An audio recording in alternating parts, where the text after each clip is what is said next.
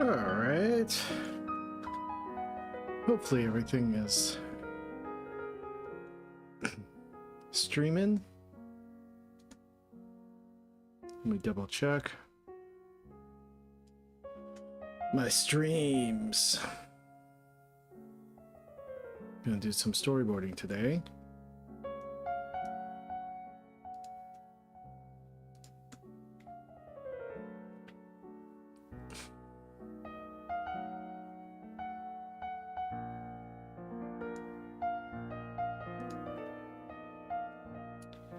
Yep, looks like I'm live. Cool. Cool.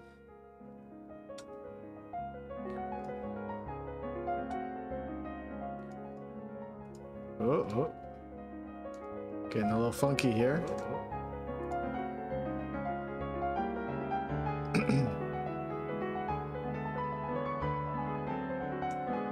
Okay. Mute this. And okay. I think we're good to go. I think we are good to go. All right. I'm working on Jesus 2 teaser trailer. Oof. I don't like that sound. I keep getting Discord notifications. Why?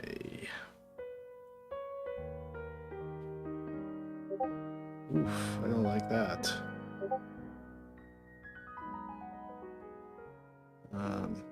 Sometimes you turn these notifications off.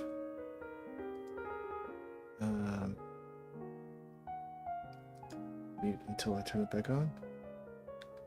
And then it switches its settings, you know? Super annoying. Alright, I just muted that. Whew. Alright. I'm sensitive to beep bloops, you know? Alright, so we got Friday here, and we're just gonna do some storyboarding and some posing and some cleanup and just getting some animation timing going. And we got this hand closing here. And what I want to do is I want to build out the arm behind the hand, so the arm is not, the hand isn't just reaching out into the darkness. So I'll make a layer here, and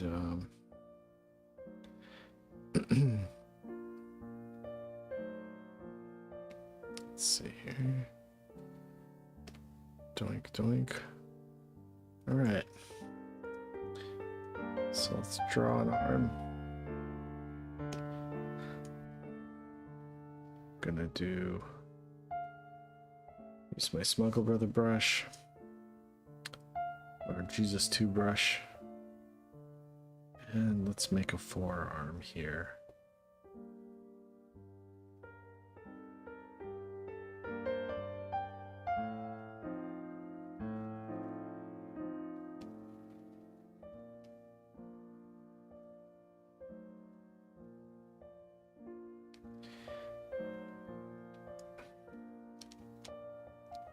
Maybe make this a little bit more coming in, and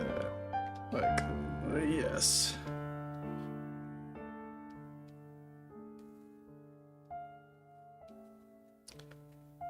And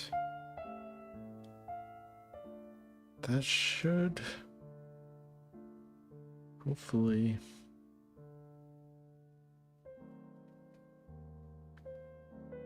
be all I need.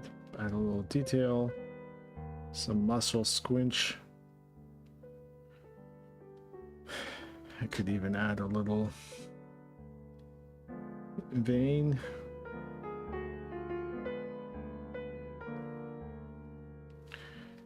Because why not? Forearms always need veins.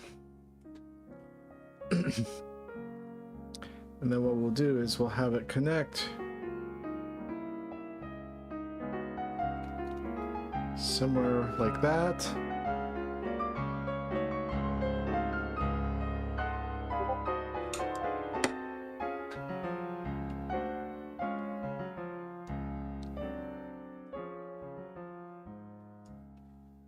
I'm still getting that beetle loop.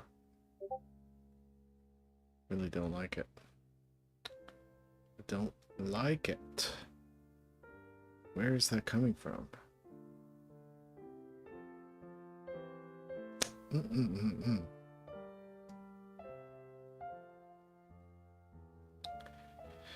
You follow too many Discord channels and you can't stop the bleep loops.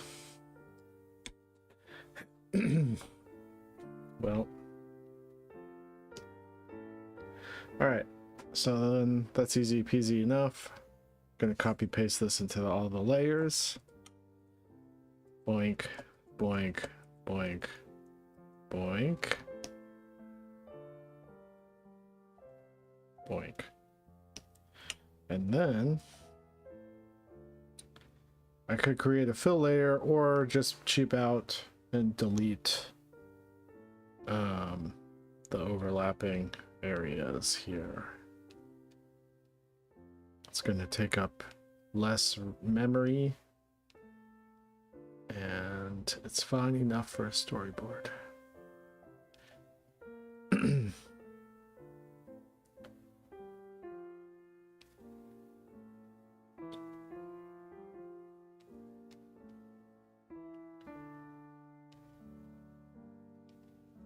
So here we go.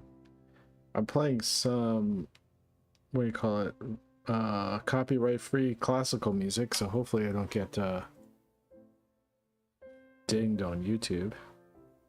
What's up, Bruce? Bruce in the house.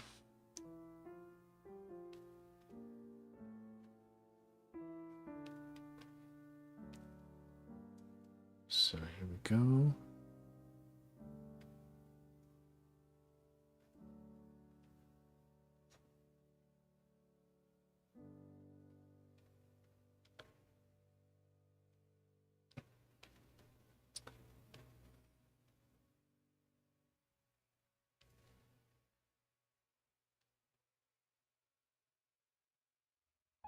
Doing Friday on a Friday, yeah.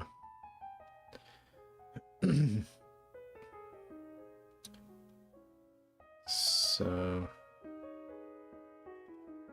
my friend is a friend of mine is DJing tonight at a bar around the corner from me, so I'll probably head over there in like 2 hours, but in the meantime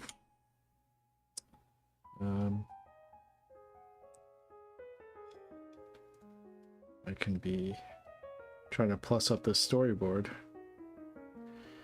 This storyboard that I have no contract for and I'm just working on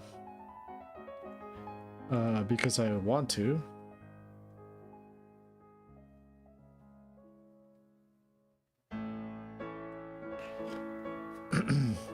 Alright, so here we go.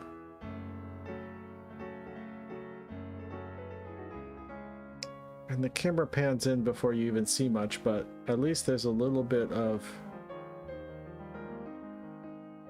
arm context here. And I could... I could put in the stage.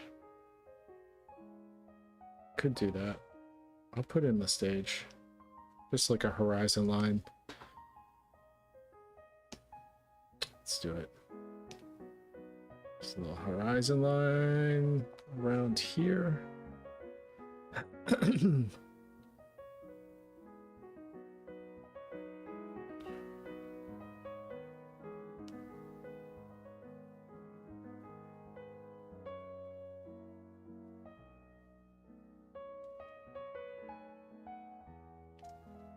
Oops.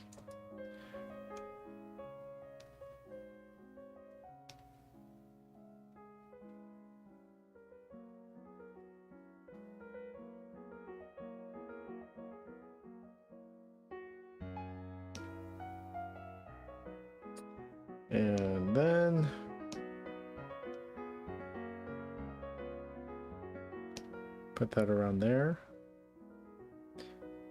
I was just watching this video, someone criticizing composing everything in the center of the screen instead of on the, like, you know, 2/3 this way or whatever. And I completely, I know what they're talking about, and but you know, people on YouTube like to speak in these absolute terms, as if they're experts on everything, and then there's only one way to do anything. And there's so many master designers and cinematographers and illustrators and all sorts of people who like to center things in the center frame and make these like very like symmetrical compositions. And you know, my hero Stanley Kubrick is one of them, one of the greatest frame composers of all time. So, you know,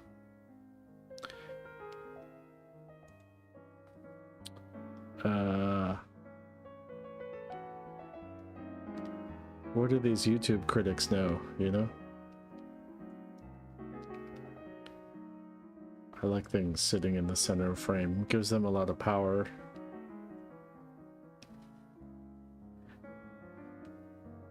But, you know, you don't want to always do it, but sometimes it can be really cool. Okay. So there we go. Little context for where she's standing.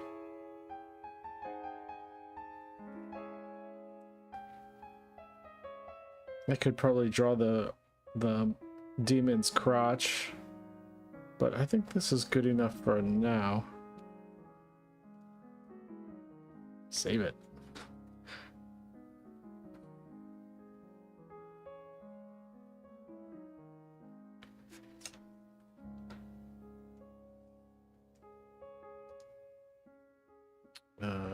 I'm gonna move the comments. All right, I managed to figure out how to make the comments overlay stay. But let's see here. Multi-chat. Let's move it.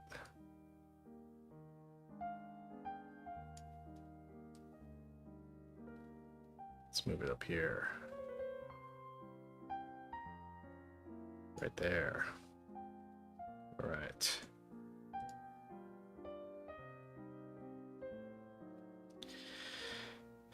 Yeah, thanks. Yeah, I did a little rotoscoping on my own hand to get it to look right. All right, and then we got the next thing I wanted to fix was this shot here of Jesus 2 coming out of his cave. And then I want him looking up at Doc Green, who's like come to rescue him.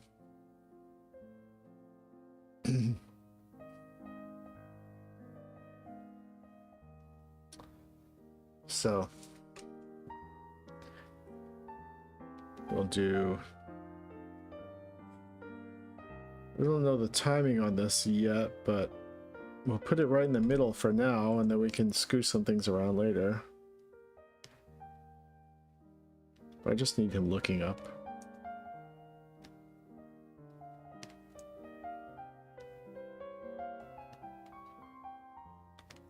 We'll ease in. We'll find the end pose.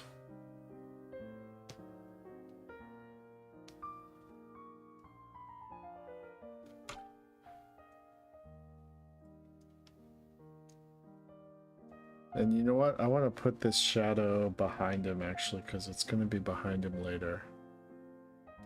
So, starting here. Here.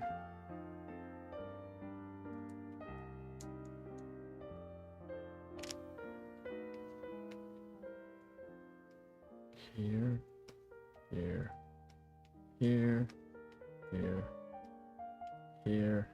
Okay. What's up, Raph? Okay, so he's gonna look up.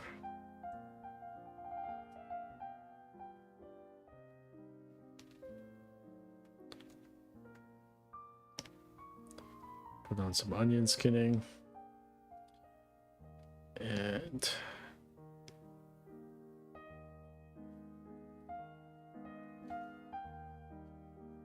yeah, I just have a classical mix going on right now.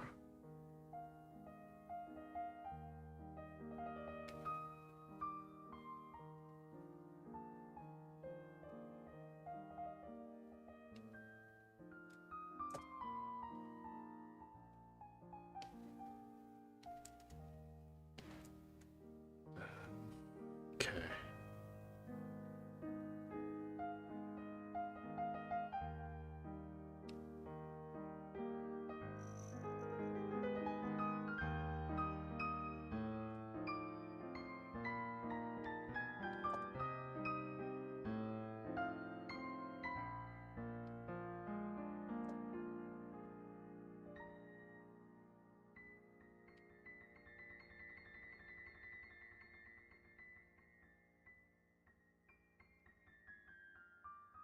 Oops.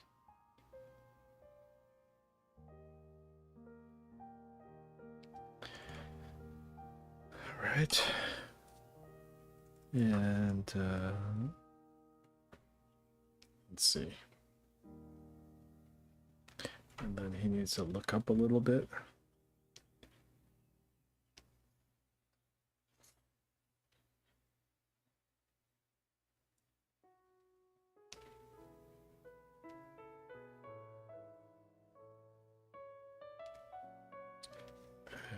Shrink his head a little bit so that looks like he's tilting like that. Let's see how that goes. There we go. Bump, bump, bump, bump, bump, bump, bump. All right. So then we'll do an in-between.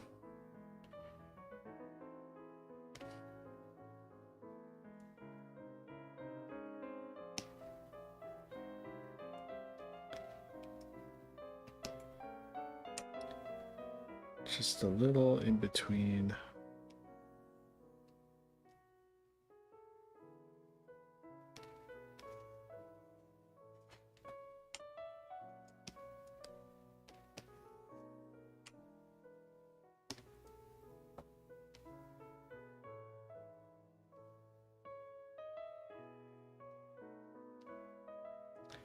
And shrink the head a little bit.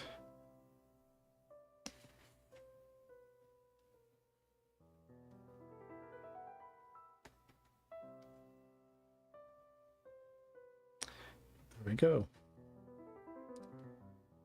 Looking up.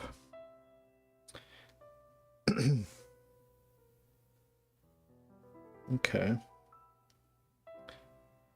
So then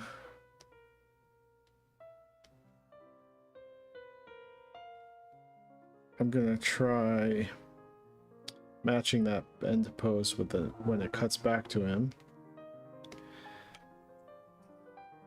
See how that goes.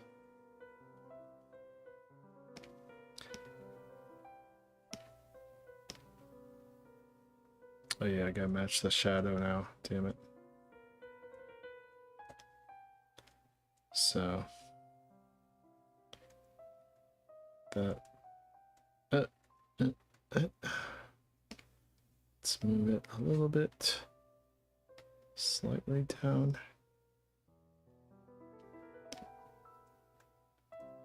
Bump, bump, bump. Slightly down more.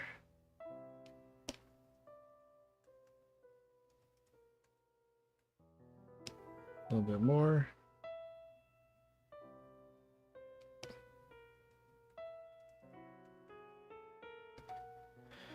Okay. And then we'll just track this stuff. So here, here,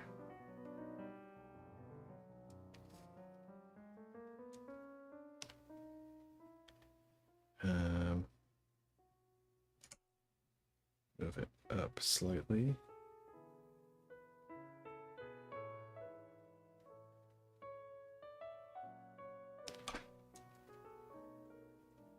Up and then up.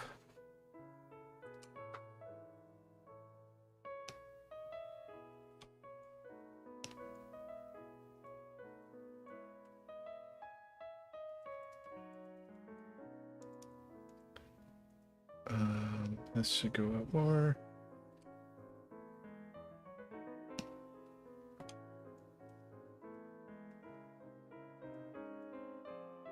Okay. Fill this in. Oops. And with a solid brush.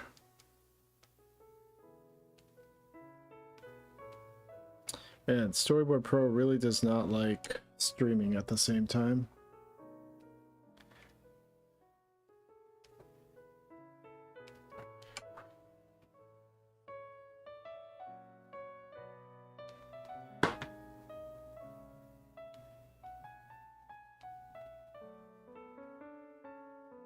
Maybe someday I'll get a new computer.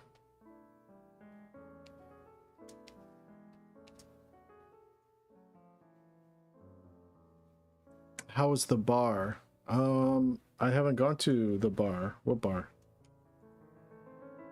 Oh, you mean like yesterday when Hungry Ghost got canceled?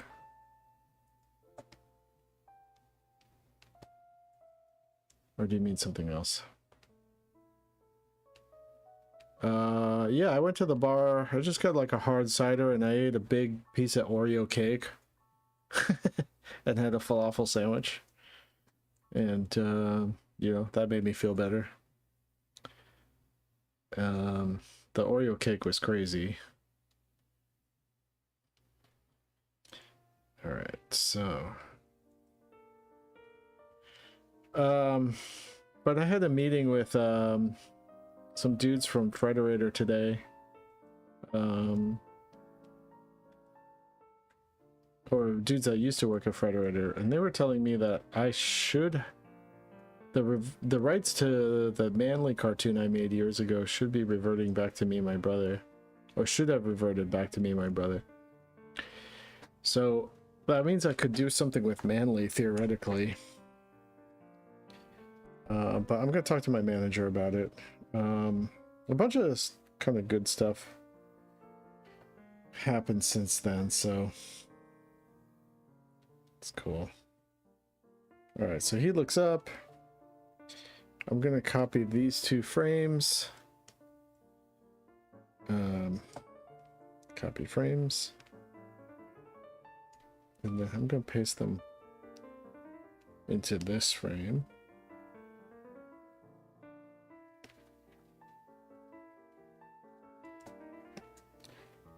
Paste, delete, delete, and then see if this works. Just, yeah, that's fine. It pops a little bit, but it's good to have the continuity between shots. So the pose continues from where it left off. So we've got this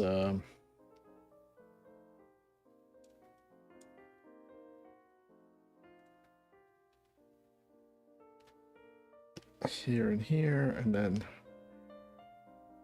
oops, looks up, sees Doc Green, smiles, makes an evil smile. Cool. Save it. The Archon vinyl figures did come to fruition. Yeah, I've made about 100 of them. I've got 4 of them sitting in my living room that are left over from the batch that we did. I was thinking about selling them at Comic-Con, maybe. And I know one is going to be for sale tomorrow at Wonder Goblin is going to be selling them in downtown LA. He's going to be selling one of them.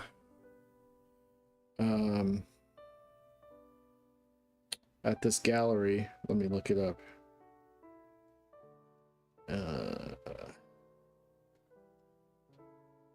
Let's see. Wonder Goblin.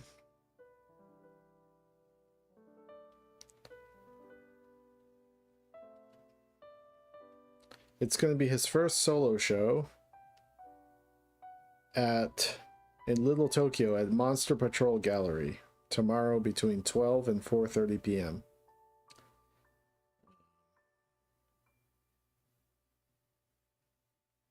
He's going to be selling one of one paint jobs on the Archon. I think the one that kind of looks like Human Torch that I did.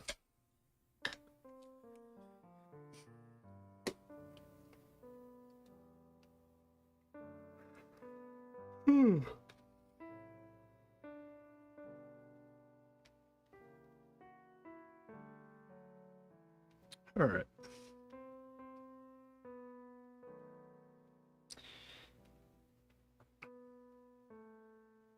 So this is all good. The timing is a little weird on it, but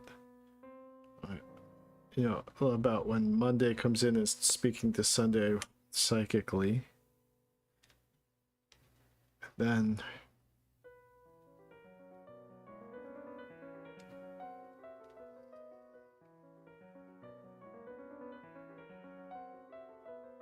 Sunday melts. Baby Bill is getting interrogated.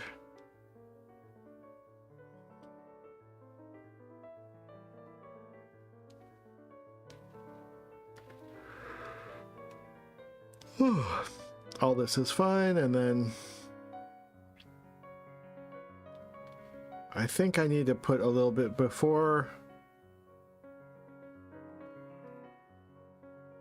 I think I need to put a little head shake here before he looks at his own hands, like he's like waking up from sleep. So.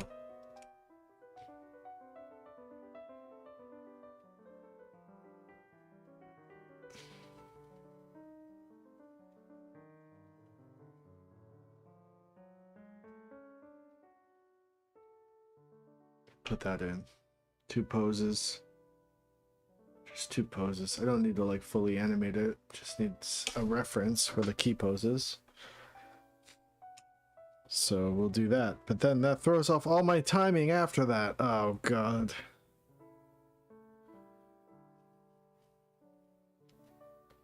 I'll just have to count how many I can cut down this last pose here. So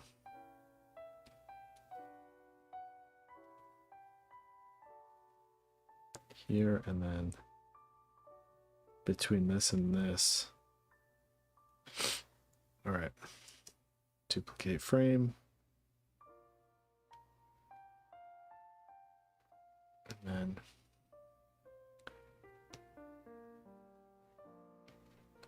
I'm going to delete these arms.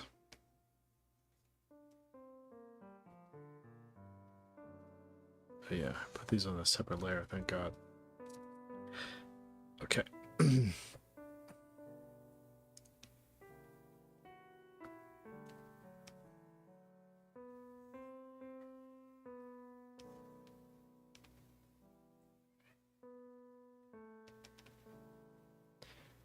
All right.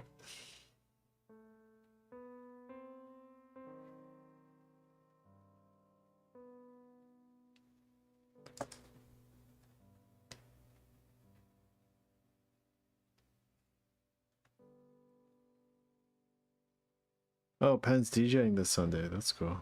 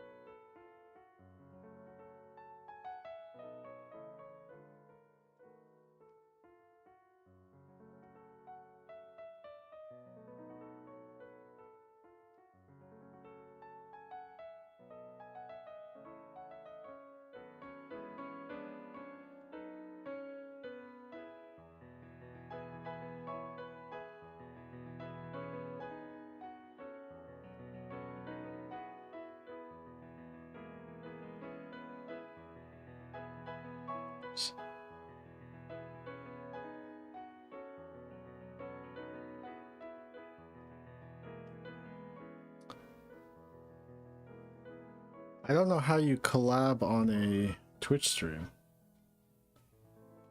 But Pen's done some raids into my Twitch stream.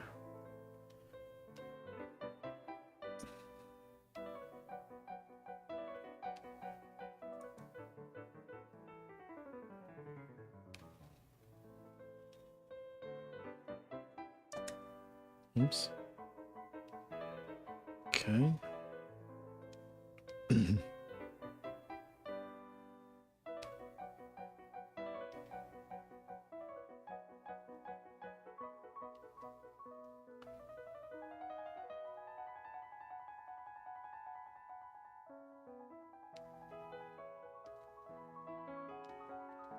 Yikes. Yeah, I saw he was streaming the other day.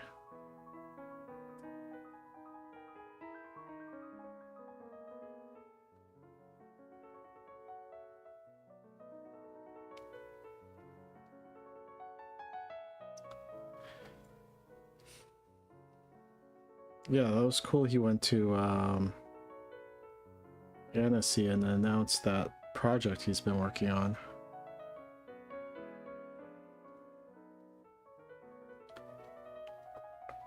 Let's see here.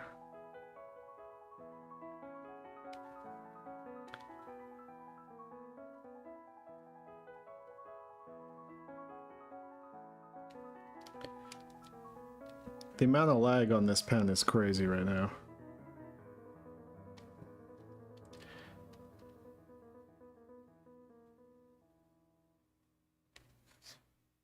Okay. So then...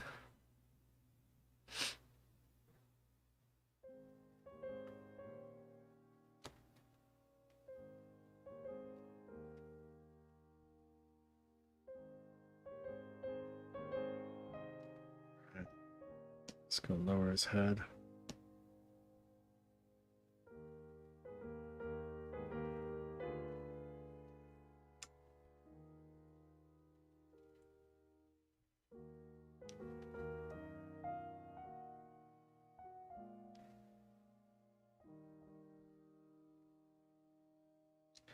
And then he's gonna shake his head. And I'm gonna do a little pseudo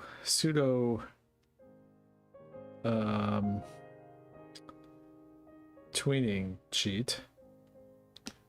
It's not tweening, but it's sort of like the same principles of like turning a head into rigged, using a rig.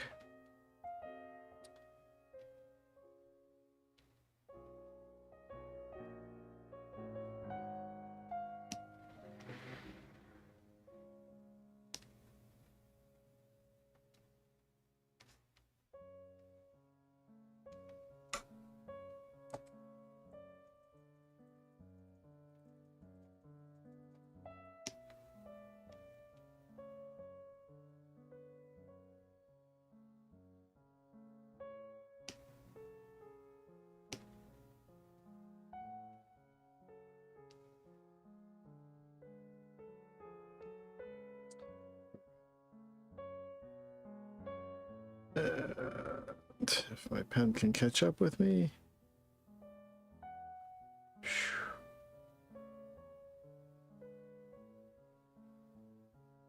Yeah, I guess Storyboard Pro is just a real heavy program.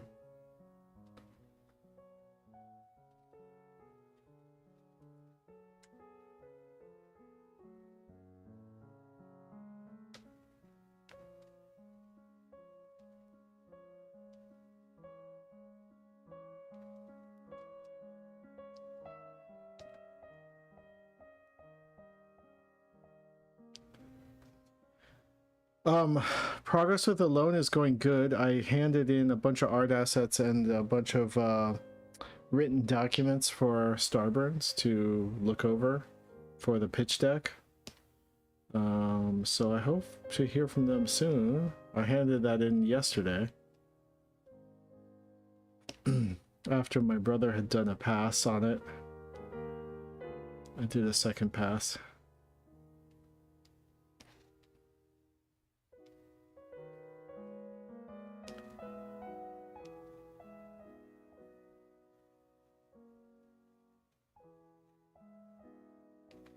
So let's lower this a little bit.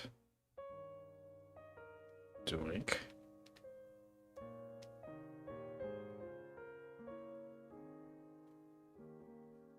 That one ear is way bigger than the other one. Alone is a show idea that my brother and I developed over at Starburns about 6 years ago for to pitch to Fox as part of a Saturday night late night animation block. And then the animation block never happened. And Starburns ever since then has been like, we want to keep developing Alone with you, but there were no buyers for many years. And then all of a sudden, a few months ago, Starburns was like, now's the time. So we've been working on pitching it. We haven't pitched it yet, but we're putting together a pitch deck currently.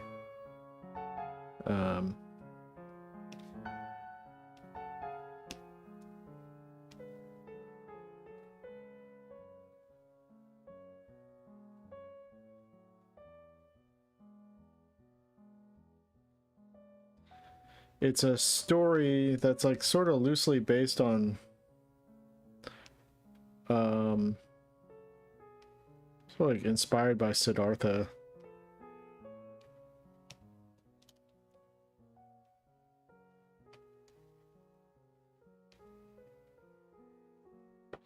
But you know, with a Moynihan twist.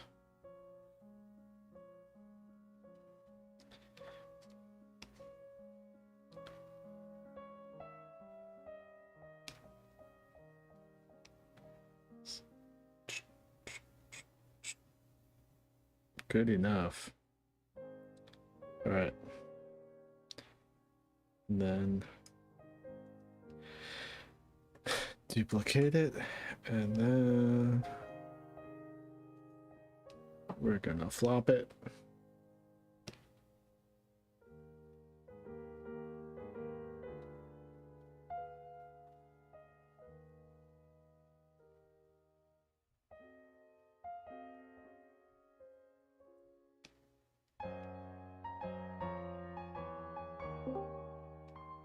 Hello. Hello? Hi, this is M. Oh, M. Emily. Hold on one second. Hey there. Let me How stop are the you? classical music. We Ooh. got a caller. Gonna bring in Peter Prison Meat. Huh. Where is he? Huh? I'm just coming in to say hi for a little bit as I'm off to go gardening and also on a walk. Nice. What are you gardening in your backyard or gardening where? Gardening in my backyard. I've got so I have to build basically kind of I'm using next week I'm going to try again we're going to build a wood frame kind of out. I'm going to put chicken wire over on top Mm-hmm. because the squirrels and the birds are eating all of our strawberries. And they're mean. They're so mean about it. They take a bite and then they leave it there on the floor, dejected. It's very sad. And they're starting to get in my tomatoes too. So I'm going to find a way. Yeah. Maybe I'll have barbecued squirrel. But yeah, I'm also they're not that working on good. I started working on my garden a little bit yesterday. Ooh, what do you have? Just plants, desert plants. But Desert plants? yeah, like cacti and sage bushes and stuff like that. Sage is great. But I fixed I've got like a sprinkler, not a sprinkler, but like a drip hose Mm-hmm. that had a leak in it, and I looked on YouTube how to fix it.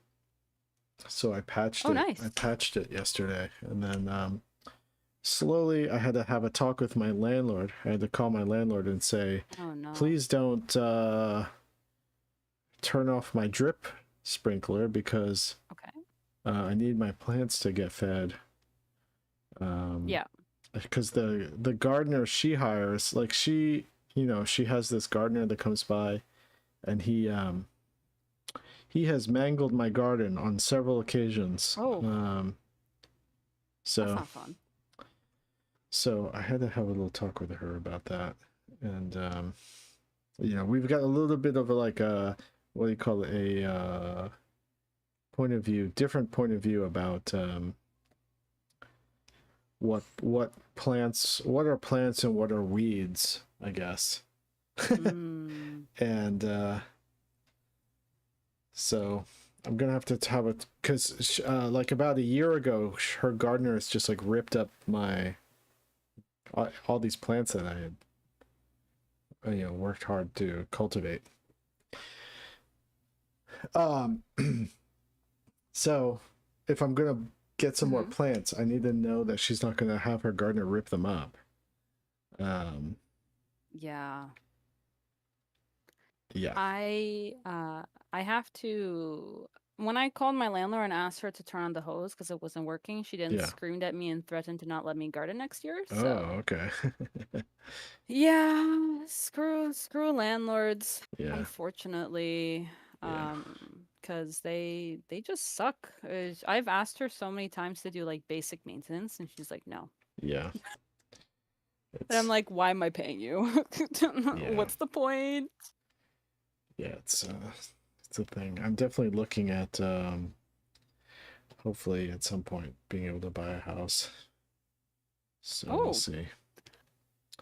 I'm actually doing a yeah, I'm because doing you were a loan application, or like homeowner loan. Jesse, why application? didn't you get a house? You were alive when you were able to probably get a house for like 100,000 all the way back when. Yeah, that's not a reality currently. Yeah.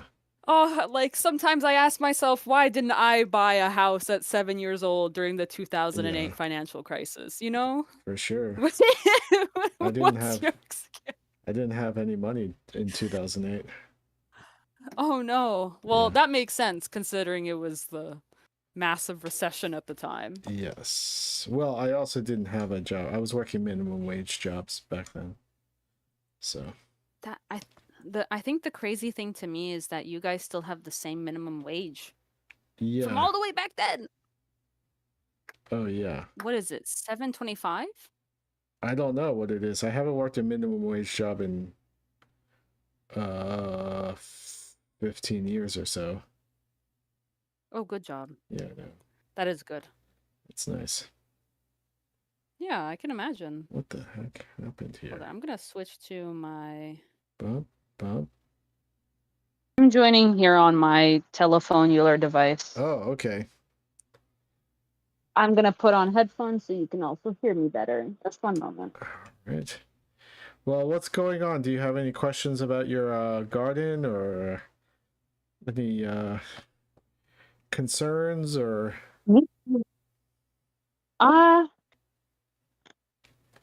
No, honestly, just to come and say hi. I would love to probably send photos of my garden at some point, but I don't know what you have done to the terrace. My backyard is a fucking wreck currently, so. Oh, that's okay. Yeah. It's not your responsibility to fix it up. That's on your landlord. So. Yeah, we have a bit of a deal. A deal? I mean, we have a unspoken arrangement. Unspoken arrangement? Like, she doesn't raise the rent on me, and I don't complain. Oh, I understand. Yeah. That's our deal that we've had for many years now. That's great. Yeah. Affordable place to be. Yeah. But yeah, I'm glad that you're getting to maybe buy a house. Better now than, I don't know, in the future. I don't know how prices are they're probably just gonna keep getting bigger, but it's okay. Yeah, I prices are believe just in you. gonna You keep got getting. this. Yeah, prices are just gonna keep getting worse. I'm thinking about leaving LA Oh, to. you're trying to buy a house in LA. Now that's tricky. Yeah, it's tricky. We'll see. I don't know. I'm gonna fill out this loan application, pre-approved loan application, and see where I stand with the loan officers. All right, let's. How many years would it take for you to make your garden? Sorry, not your garden, to make the payment off of the house. It would probably be like a 30-year mortgage. Yeah. Ooh. Yeah. And once upon a time, it was like 2 years. 2 years for who? Yeah, people maybe 50 years ago. Oh, okay. My parents. Not in any recent time, no. Yeah. I knew people in How much did your parents? My parents got their house. Well, the house I grew up in probably was like 100, maybe like 150,000 or something, or 120,000, maybe something like that. Oh wow. I grew up in a twin house outside of Philadelphia. I think houses stayed in that range up through the 90s, and then they started to go up a little bit in the early 2000s, and then they've really skyrocketed since then, since like 2008, I guess. I think one of the big ones was I'm in Canada, and I talked to two women who were neighbors who downtown Toronto, like the prime real estate. One lady bought her townhouse, 3-bedroom, 2-bath, like same, they're mirror houses. Yeah. One woman bought it in 1980 for 60,000. Yeah. The other woman bought it in 1994 for 195,000.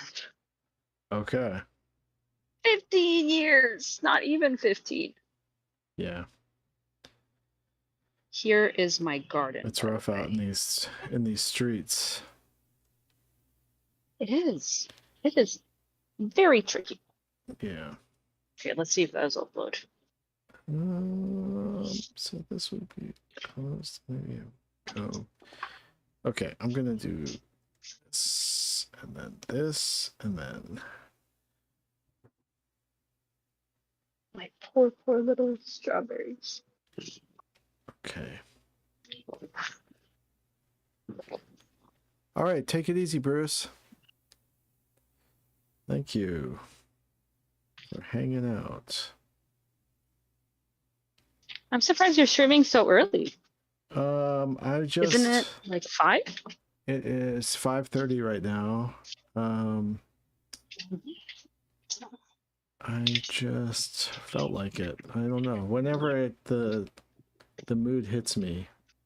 I'm trying to consistently do it on Mondays at 7. And then any other time, it's just like whenever I feel like it. Oh. That's nice. I mean, I typically notice that you do it pretty consistently on Fridays. On Fridays? Yeah, I don't want to commit to doing it on Fridays because supposedly, like, a person is supposed to have a life and go out on Fridays. I understand. Yeah, so I am going to go out. But this is also a life. I am also going to go out in like an hour and a half and meet up with a buddy, my friend Alex. Oh, heck yeah. So I am going out on a Friday night. Fancy Oh, pants. yeah. I've been stuck inside all day reorganizing my house. So okay. You're not the only one shut in on a Friday night at the moment. You are Yeah, not alone. I am there with you. I cleaned my house yesterday because the toy maker who made my toys, Wonder Goblin, is coming to stay at my house tomorrow night. And Oh, that's fun. yeah, and we're gonna go to Magic Castle tomorrow. It should be super fun. What's Magic Castle? Magic Castle is a place in LA where all the magicians hang out and they do tricks for people, and you need to get an invite to get in. And it's my favorite. It's my favorite Like place. a wizard guild. It is like a wizard guild. Yes. No way. Yes. By invite, do you need like some wizard to come like to your house or something and be like, you have been invited? Well, I have a The friend. Magic Castle. My friend Simon is a member. So anytime I want to The wizard go, guild. I ask him if I can get a ticket. That's so fun. Yeah. That's so cool. Magic Wizard Guild. So let's see how this is looking. Dun, dun, dun. Dun, dun, dun. Well, it's a little funky, but What are you working on at the moment? this is Jesus 2 teaser trailer. That I'm storyboarding currently. Okay. It is a trailer for a thing that might air on a channel called Animation Plus that I've not signed any sort of deal with them, only talked about it, and this is one of the things they want me to deliver. And my lawyer and my manager are still going back and forth with them about money. But meanwhile, I wanted to get a head start on this because I want it to be good. And I don't want to be crunched for time to make it. So I want to just like get ahead of it, be able to spend as much time as I want on it. That's good. Quality over anything else. Yeah, so it's a little bit, you know, whatever. It's a little contentious, like what's happening right now, because I don't know if they will ever actually have the money to help me make this thing. I don't know if it actually will ever happen. But do you think if not, you could try to Kickstarter or go like crowdfunded instead? I already crowdfunded the Jesus 2 short film. And I feel like crowdfunding again would be sort of like in poor taste, you know? Unless I did something like Lackadaisy or whatever, like where I posted the short I made on YouTube, it gets a lot of traction and people, you know, want to support it or whatever. But I think then they could just donate to my Patreon.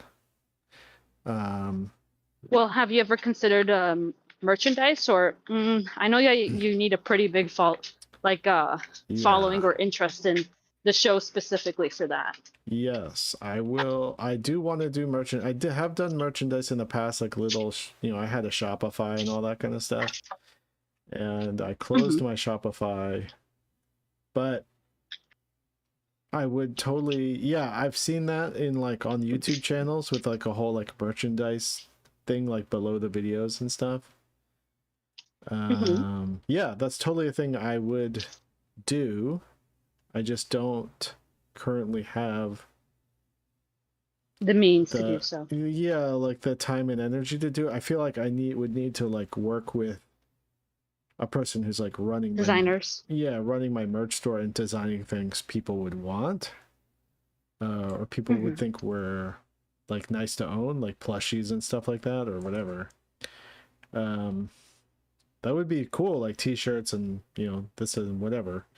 I just don't, I haven't invested the time and energy into developing. I have a buddy, Jono, who sort of like was my social media manager for a while, who I haven't talked to in a while, and he probably would be down to do it, but I would need to like guarantee that I could like pay him, you know, to help me. Yeah. Yeah. And then that puts you in a tricky spot. That puts everyone in a tricky spot. Yeah.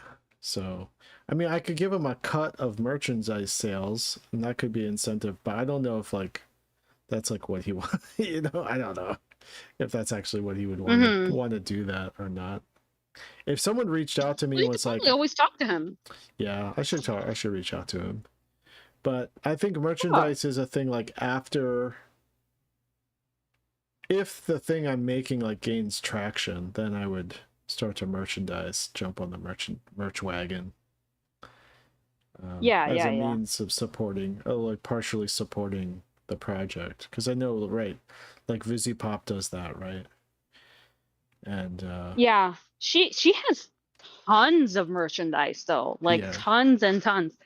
I've seen kind of two strategies. One, limited merch. Yeah. Lackadaisy and Digital Circus does a very smart thing where with every episode they release new merch that's tailored to said episode. Okay. So I think that's a very smart approach because it's like, do you like this thing? Or did you really connect with this episode? Yeah. Show us how you have enjoyed it. And then they can also kind of use that to measure, okay, what themes are we going for? What themes do we see resonate with people more easily? Yeah. So but has Lackadaisy actually released episodes? No, they have released mini shorts. Okay. And then they have done a lot of Patreon stuff. Yeah. They have shown off the work in process for a pencil test, for a music video set, kind of like set in the barn. They're like, hey, I really want to show you this amazing singing that we did. I think that was Fable or Tracy themselves who were like, I really want to just show you guys this, so we're going to give you to this on their Patreon. Yeah. And then they might have uploaded it as well on the YouTube. And from there, what they did is they've released character design turnarounds. Oh, is that Patrick? Pretty Patrick. Oh, yeah. What's up? There's a raid? Yeah. I get raided by a Pretty Patrick. Yeah! Nice. I added all these new functionalities. Oh, yeah! Yeah! Yeah. What's up, Patrick? Good to see you. I'm just taking calls and working on some storyboards. I just finished your birthday stream. Oh, happy birthday. Happy birthday, Patrick. So Patrick is a happy birthday. Patrick is a nice guy who I used to work with on Adventure Time. And also Mr. Patrick was involved in the Bee and Puppy Cat show, was featured as a character. And does, that's fun. Does lots of things these days. Here and there, I run into him, but mostly on Twitch. Oh, that's great. Yeah. The streamer life. Streamer life. So this is what I'm doing now. Oh, go ahead. What did Patrick do with you on Adventure Time? Patrick was on production. Doing lots of like organizing and getting files here and there and all that sorts of things. Our unrecognized soldiers. Yeah. Thank you. Production managing is hard. Yeah, PA work. And then Patrick went on to do editing, right? Patrick, you're editing these days, right? Editing cartoons.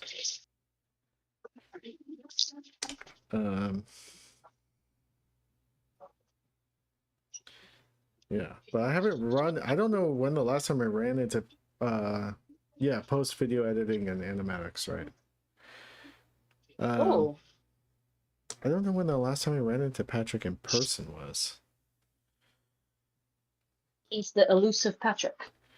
But this is Sunday coming back to life after melting in the atmosphere of Jupiter here. So I think this is Patrick. If you ever became famous, could we then call you Patrick Star? I'm so funny. But Patrick what? oh, Patrick Saul. Patrick Star. If he Oh. ever became famous, could we call him Patrick Star? Oh, Patrick Star. Oh, like SpongeBob? Yeah. Yeah. My puns. I don't know if Patrick ever got any SpongeBob jokes when he was younger. All right, so let's see. Probably, but this one's specifically tied to famosity, which, hopefully. Get that big pay. Get I the want big that money. shake to be faster. So we'll make this Your boards that you've been doing look more like animation. I'm just doing like a little Almost. bit more detailed. A little bit, one step more detailed than a regular storyboard. But So going into animatic territory. yeah, this is gonna be an animatic, and then I'm gonna figure out a way to get it animated. I don't know how yet. We still got this. Mr. Hey, Patrick if you ever Stare. again, the Patrick Stare. Yeah, instead of Patrick Star. Yeah, Thanks, man. Patrick Stare. I'm trying to time this to some temporary music, but I can't play the music on stream because it'll get copyright struck. But then I'll probably get. I was thinking about asking my buddy Joe Wong to score it.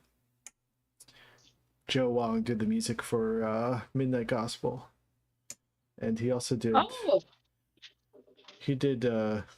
He did the very music good. for Jesus 2, the Jesus 2 short also.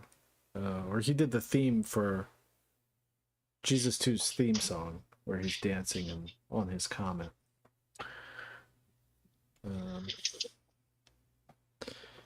Let's see here. Save it. All right. So we got that. And then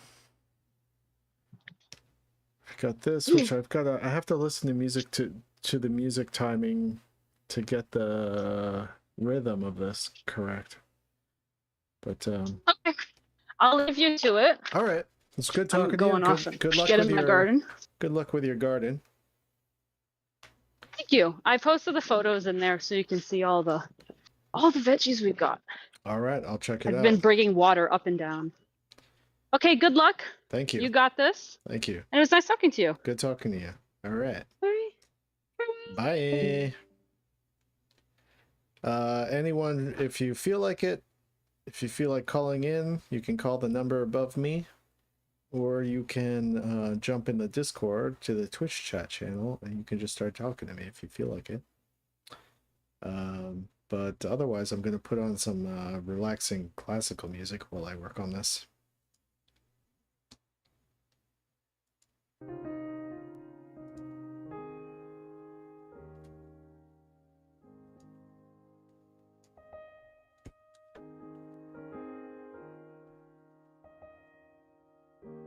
Is it the first day of summer? It's been hot. So this is a clip I'm putting at the end of this trailer that I put into one of my YouTube shorts. So it's vertical, so I have to like reorient everything. Take out these vertical backgrounds. So this is more like busy work. But oh, summer solstice, that's cool.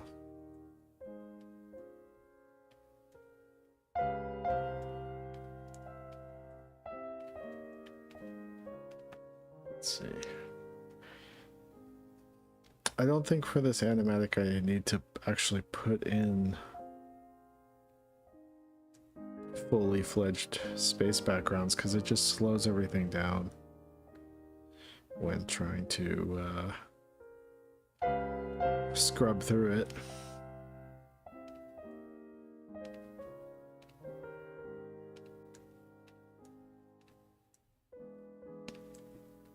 But I wanted to use this scene because I was like really proud of it when I posted it on YouTube as a short, as a confrontation between Jesus 2 and the Prime Minister of the Universe. But it's one of my least popular videos on YouTube. I think because it has a bunch of curse words in it and really like scummy sort of implications. Oh yeah! Yeah! Nice. Thanks for the follow. Oh, Peter Prisme's still talking. Hold on, I gotta take Peter Prisme off. I'll put Friday in.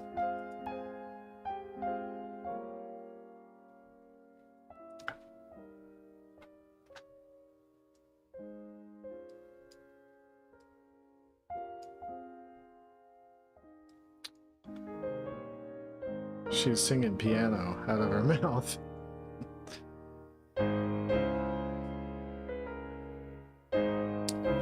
Okay, so for this scene, I do need to have some reference for what the Prime Minister is standing on. So I'll just put a circle.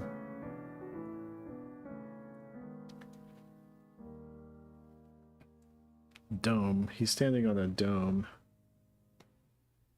So where will I put that? I'll put it on the cape layer.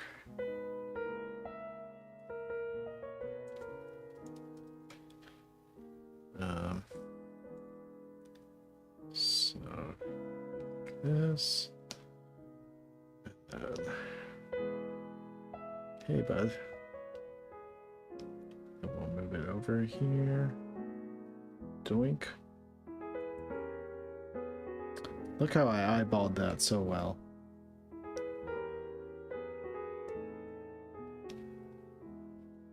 Okay. And I'll just erase the bottom half because I don't need it.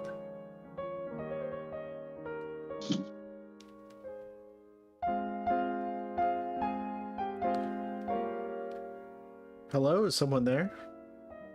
Oh, hello. Hello.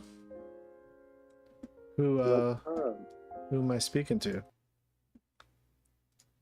I'm John. John, hey, nice to meet you. Hold on, let me switch you out to Peter Prisme.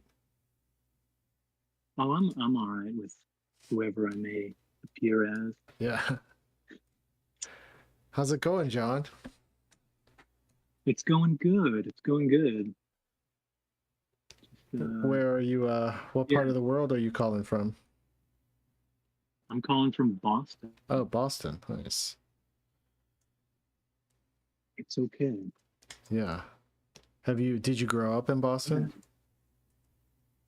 I grew up in Bridgeport, Connecticut. Okay. So, not too far away. Yeah. And then went to school up here, and then I moved away for some time to Estonia, and then I came back. Whoa, Estonia. Yeah. How was Estonia? It was really cool. It was, really different. It's kind of hard to, like, when someone asks you, when you go on vacation to a place, it's really easy to encapsulate like a week and a half in some place, but I was living there for 3 years. And so it's hard to it was just like life. It was very cool, very different. But yeah. Thanks, Patrick. I think Oh, go ahead. I think I might be heading back there in some time.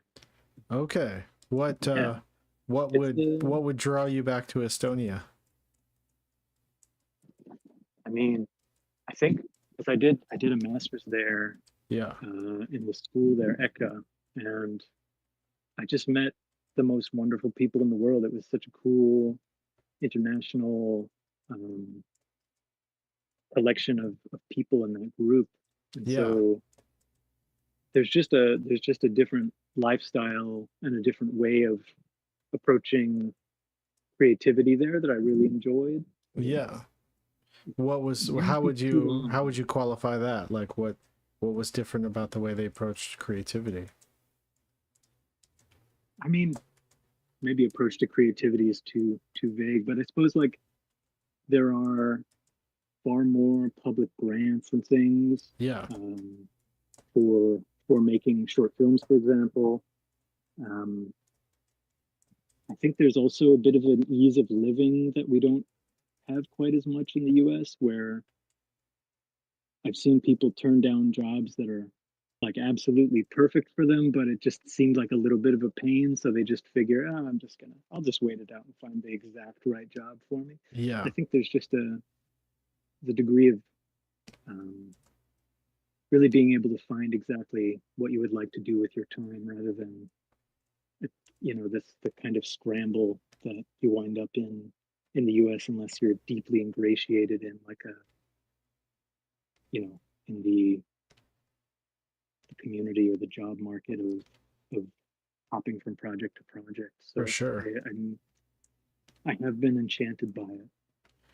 That's cool. Yeah, I've never I always think about like where I could move, and I always think if I were to move out of LA, I can't think of a US city I would prefer to live in, and I always think like, oh, if I'm going to move out of LA, I'd probably move to Europe somewhere.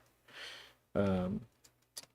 But because most US cities kind of feel the same, there's a uniformity to their like what's around and what's available. It's like so much of America is just, maybe I talked about this in the last stream, but so much of America is just chain stores, you know.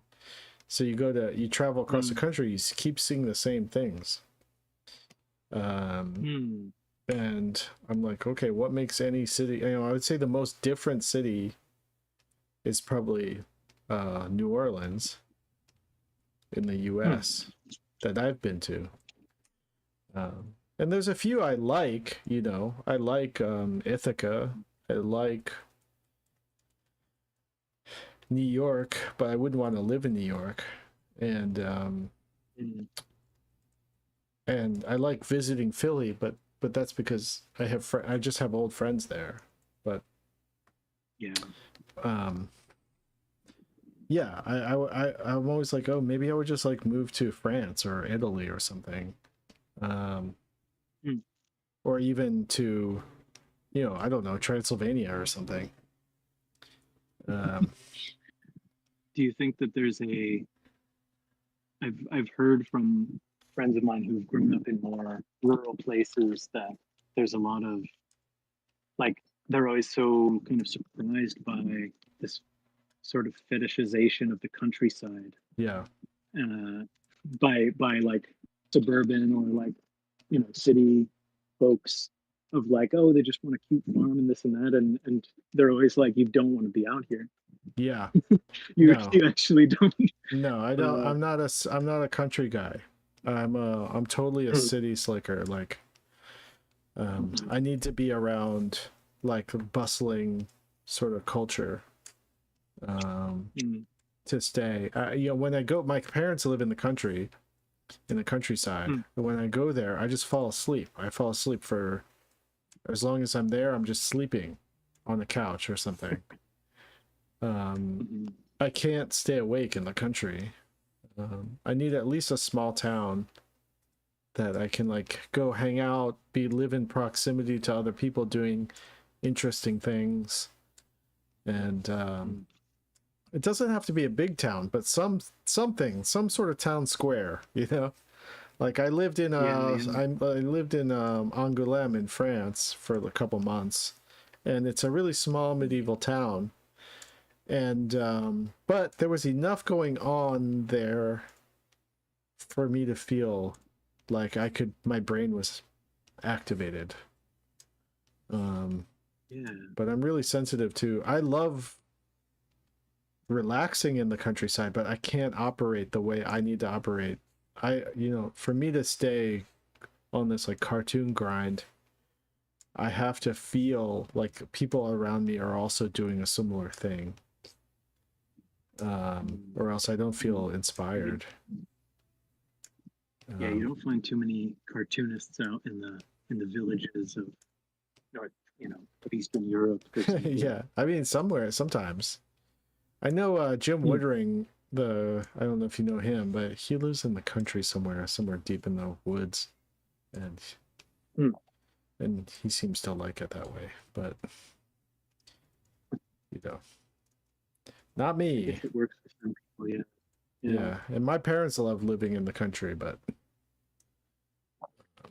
Do you feel like you have a because you're in I don't know exactly the nature of where your work is at, but do you feel like you have a hard time, like when you say going to the countryside and like being able to take a vacation or chilling out, do you have a hard time separating just chilling out from just feeling like you're needing to constantly be on a project?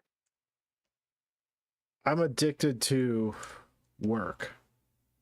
So I can't, like, when all the gears stop moving, I don't know what to do with myself.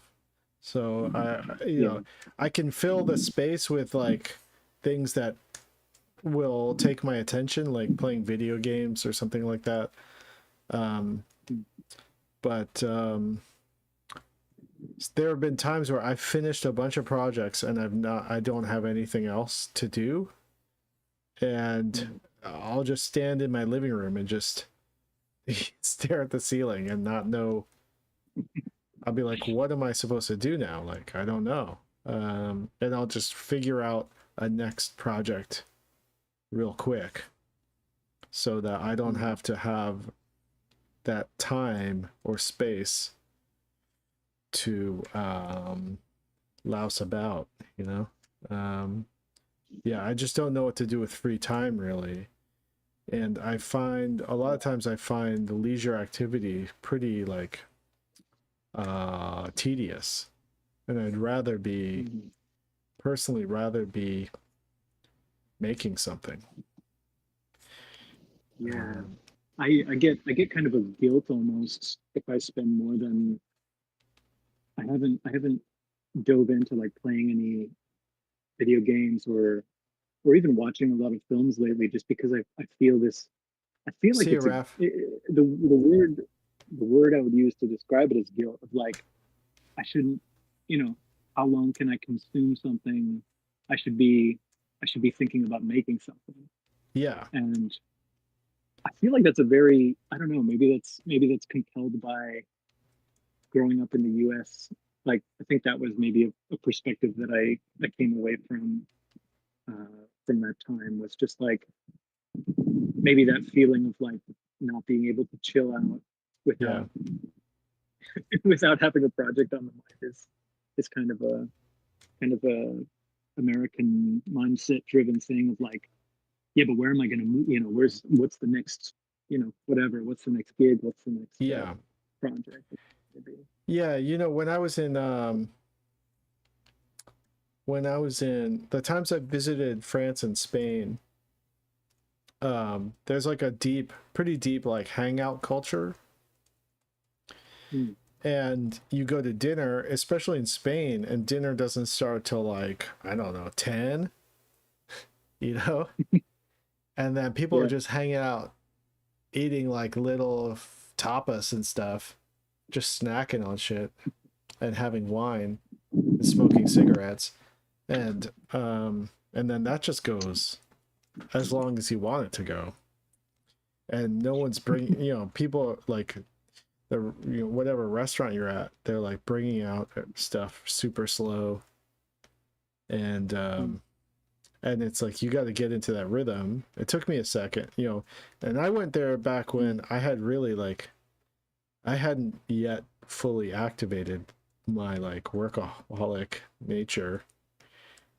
But even then I was like, wow, as an American, this is like not an easy thing to get used to. And I get why, there's a thing to be said for like the American hustle being like counterproductive sometimes. And not like a holistic way to approach life. But I would say the Japanese are worse.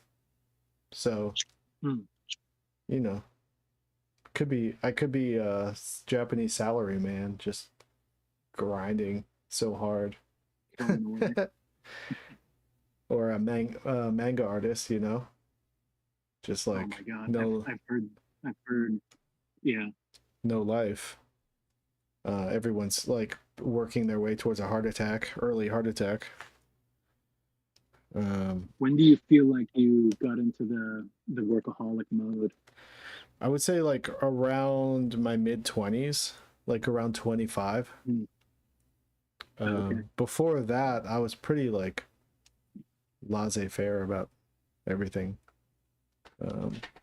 Just hanging out, socializing, you know, messing Doing around. normal healthy things. Yeah, messing around on my 4-track a little bit, and drawing hanging out in cafes and drawing in my sketchbook, and you know, working part-time minimum wage jobs, and then something clicked when I was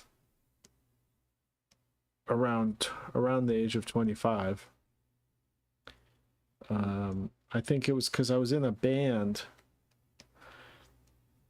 and I've told this story before, but I was in a band and I was being interviewed for this magazine, and the guy interviewing me was like, "Hey, you're at the end of the interview." He was like, "Hey, you guys are like pretty young, right?" And I was like, "Yeah, I'm 25." And he didn't confirm what I said as being like true. You know, like, yeah, 25 is young. And I got this feeling from him like, oh, no, 25 is, in the music world, 25 is not young. And actually, like, maybe there's a world in which being 25 means you're like out of touch and old. Yeah. And that's when I was like, oh no, like I have to. Oh shit. Yeah! Thanks for the follow. I have to like get going now. I have to take this super seriously. All my artistic pursuits now have to be for real. And that's when I just like turned up the gas. And anyone I felt like I was in competition with or whatever, like a peer of mine or whatever, I had to whoever was the most intense in that group, I had to match the intensity. And be, it can be such a dangerous, sabotaging thing sometimes. Yeah, for sure. But I will say, you know, it got me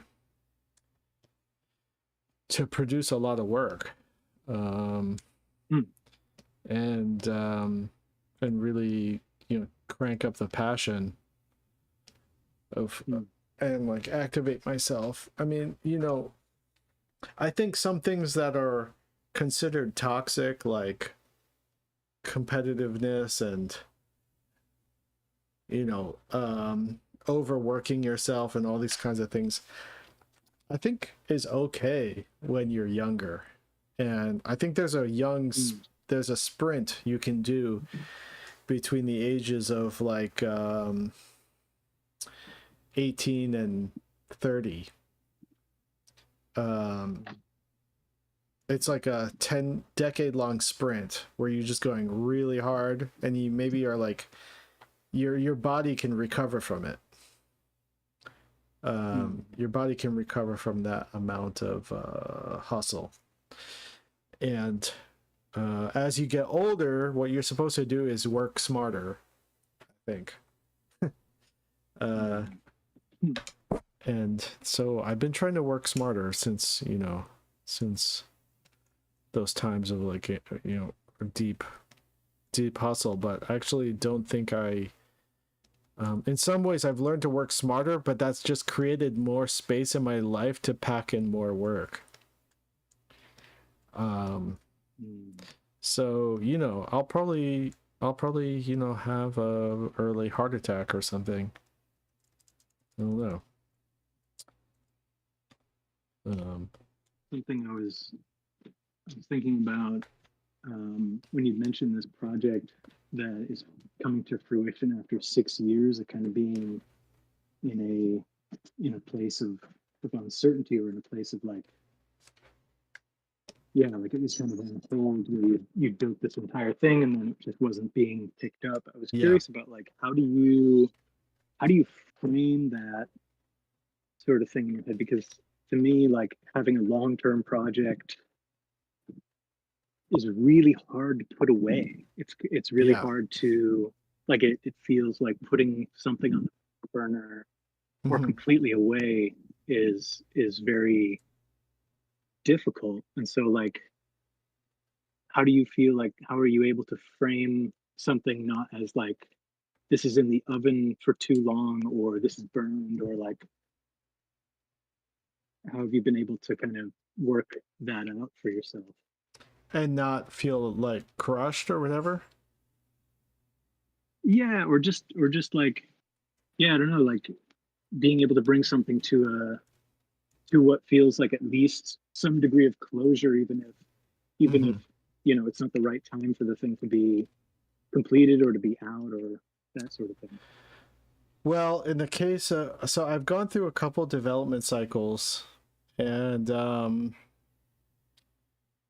that are like multi-year development cycles that never went anywhere. And in the case of Hungy, I went into the Hungy project knowing that the likelihood of it actually becoming a show was pretty slim.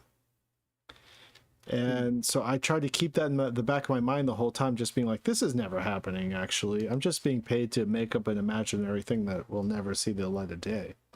That was sort of my way of preparing myself for the likelihood of it not getting greenlit. And just being happy that someone was paying me to possibly make something, I guess. And so, but it kept going. It kept going longer than I thought it was going to. You know, I made the initial pilot, and then after that, I was like, okay, it's probably done. Like, you know, they never told me they were gonna make this into a show. And then they reached out and they were like, let's try to make it into a show. And I was like, all right, well, okay. You know, I was like, sure, let's try. And then I spent the next, whatever it was, like 2.5 to 3 years, like developing it. And the whole time, like that was happening, Cartoon Network was being kind of stripped. You know, they moved out of that building and a bunch of people got laid off and a bunch of stuff got canceled and taken off streaming and all this kind of stuff. So I was like, man, the walls are falling down. But they still were like, yeah, let's keep developing Hungy.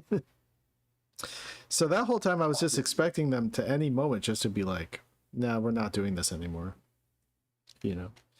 And then 4 years goes by, and I'm like, I can't believe they're still trying to do this. So to me, it was like, I was always just grateful that they were believing in my project. And sometimes paying me to work on it.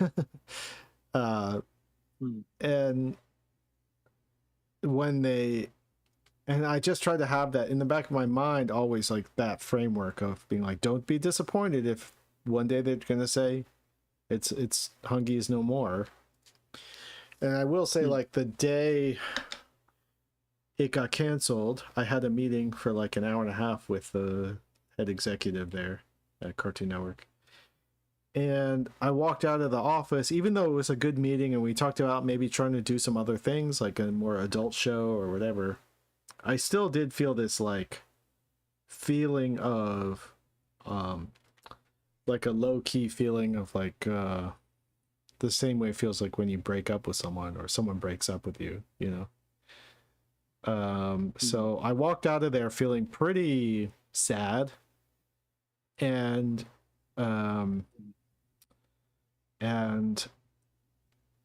I went home and I texted a few people to let them know what happened, but I didn't talk to too many people about it. And then I talked to my brother and I was like, yo, let's go get a drink and like a dessert or something. So you know, because I love sweets. And I've been on a diet for like 5 weeks. I've been trying to like get down to my 2019 svelte body shape. So I've been working on this project of me getting ripped again.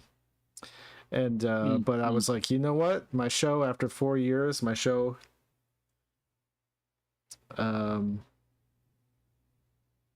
got canceled. I'm gonna go get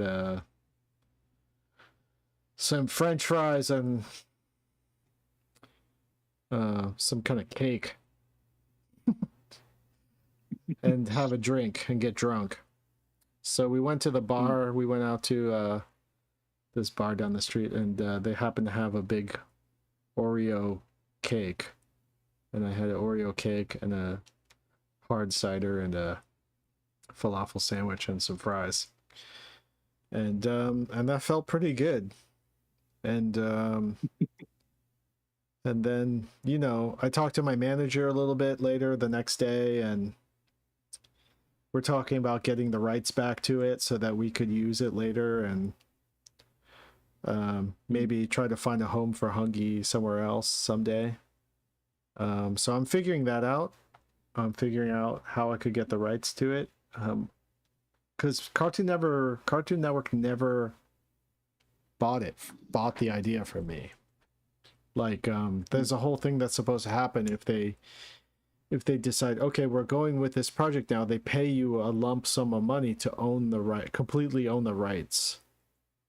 And they never did that. They never completely owned the rights to Hungy. So what they do own is, like, they own the pilot that they paid for, and they own the storyboard that I made for them. But then I think I own the intellectual property, I think. Pretty sure. I'll have to like run it by my lawyer, but I'm pretty sure. And the same goes for, I just found out, the same goes for this pilot I made with my brother back in 2014 or 15 called Manly. So, there might be a world in which I resurrect Manly, and there might be a world in which I resurrect Hungy. And, you know, I did the same thing with Jesus 2. So Jesus 2, originally I had developed at Cartoon Network. It was called Smuggle Brothers back then. And I developed that for a year. And then they turned it down after a year, and then like 5 years later, I just was like, I'm just gonna do something with this by myself. I'll change the name, and but I'll use a lot of the elements of what I created for this world. But I'll make it more like a thing that I would have made without anyone looking over my shoulder telling me I can or can't do it. You know, I'll just make it the most crazy thing I can make. So yeah, all this stuff lives on unless they totally bought me out. If they had bought me out, then I couldn't do anything with Hungy. So that it can always live on. It's just like, do I have the resources to make it happen? There might not be a world currently that wants to buy basically a demographic of like, Hungy was basically like a 9 to 14 age demographic kind of show. And right now it seems like none of the streamers are looking for that. they're all looking for either preschool or super adult stuff. So the world of like, or unless it's a reboot, so all these like Adventure Time, regular show, Steven Universe kind of stuff is getting like rebooted. But I guess it's also like a matter of the audiences for that when it initially came out was younger, and now they're technically adults. yeah. And it's also like a brand, you know, even though like I think, you know, from what I heard, like on HBO Max and stuff like that, Adventure Time still performs really well. It's like one of the few cartoons that performs really well on Max. Like people don't, you know, go to Max for cartoons is what I hear, except they watch they do watch Adventure Time. So it makes sense that Cartoon Network, when they're trying to resuscitate their company, would be like, let's give them the hits, you know, let's like roll out the old hits. I mean, it's the same thing Nickelodeon's been doing with SpongeBob for like what, 30 years or something. How long has SpongeBob been running for? So No idea. Yeah. Yeah, SpongeBob forever, for life. But yeah. So that's how I don't know. I try to keep a distance from it, from like stuff that doesn't manifest. I just try to keep this like almost like Buddhist like point of view, like detached, compassionate detachment or whatever. I try to love the project and yet not be affected by its death. Yeah, as much as I can. But I did get pretty sad. I did get sad, but and for a second there I was like, I felt like a loser, you know.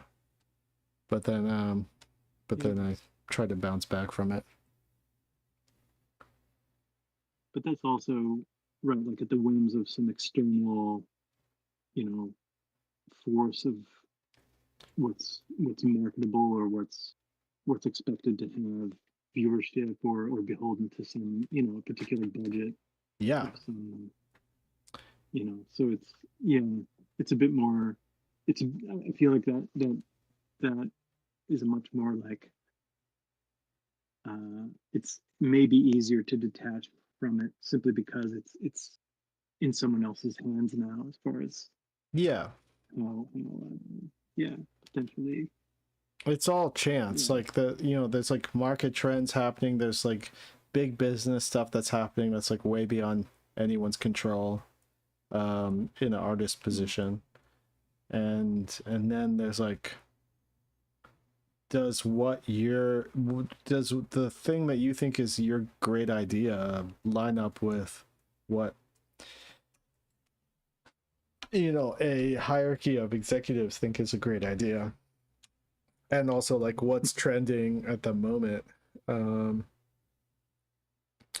You know, there's no way to know. It's sort of like all you can do is sort of believe in your own creativity, and then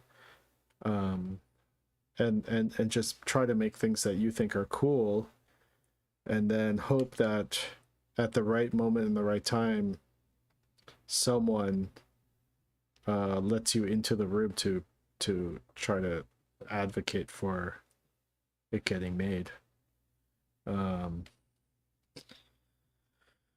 And so far, you know, I've been really close a few times, but you know, at the same time, like, you know, I've had books published, I've been able to work on really cool stuff and be a part of cool things I'm really proud of, and then you know, and also, you know, I made my own short film this year, and so I've gotten to do really stuff I'm really proud of and stuff that has been fulfilling. So I can't really complain. It's just that one thing where it's like you want. Oh yeah! Yeah! Nice. I thought I turned the volume down on that, but you know what can you do? uh, but what do you call it? Oh yeah, it's like this idea of like the one big bank run, the one big, you know, this is the thing, especially in today's like economic climate where like everyone's just hoping for one miracle so that they don't have to struggle for the rest of their lives. And it's that thing, you know, because I'm still in the work hustle. Like I still largely live check to check. And hey, Manu, thanks for the follow. So yeah, it would be great if someone could just offer me to direct Kung Fu Panda 9 and and I can just fucking coast. You know, for the rest of my adult life. That would be really sick. So anyone out there, like if you want, you know, Inside Out 3,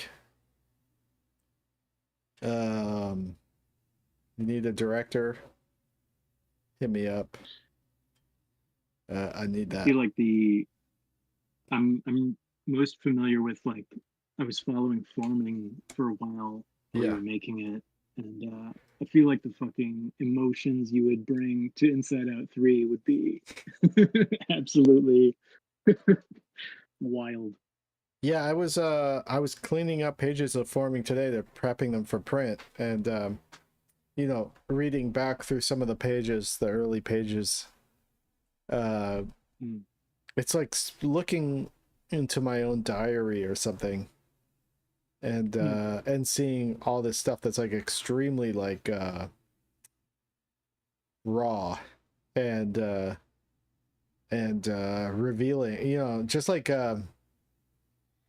there's a conversation between Noah and Gaia when they're like making out and stuff, and he's being super perverted with her and stuff. And I'm like, oh my god, like, you know, just shocked, kind of like shocked at my own writing a little bit.